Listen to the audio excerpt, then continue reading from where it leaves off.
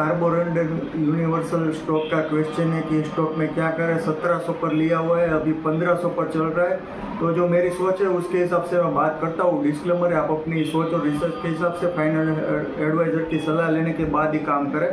तो कंपनी का जो sales growth, ROI, operating profit margin सभी अच्छा है, 15% पर है। अभी कंपनी की मार्केट कैप 29,000 करोड़ है और शेयर चल रहा है 1500 पर। और सेल्स वगैरह देखें तो इस क्वार्टर में 1200 करोड़ का सेल्स हुआ है, यानी पूरे साल में अराउंड 5000 करोड़ का सेल्स हो सकता है। उस हिसाब से देखें तो मुझे मार्केट कैप बहुत महंगी दिखाई दे रही है।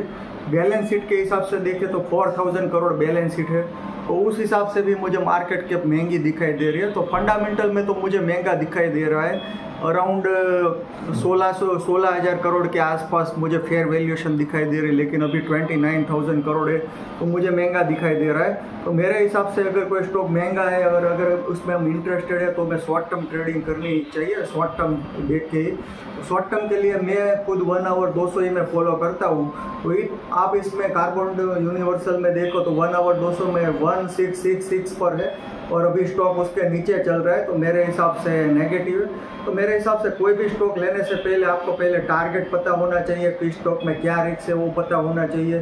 तो मेरे हिसाब से इसमें शॉर्ट टर्म अभी नेगेटिव चल रहा है। तो आगे जब ये 1 आवर 200 में कंटिन्यूसली चेंज होती रहती है तो उस हिसाब से आप देख सकते हो। कभी भी 1 आवर 200 में के वापस ऊपर जाता है तो वापस एंट्री कर सकते हो, और जब 1 आवर 200 में के नीचे जाता है तो वापस आप निकल सकते हो।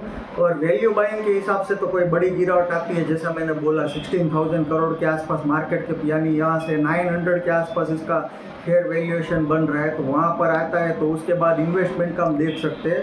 बाकी शॉर्ट टर्म के लिए आप 1 आवर 200 में फॉलो कर सकते हो, और इन्वेस्टमेंट के लिए हम 6 महीने बाद इसको रिव्यू करेंगे।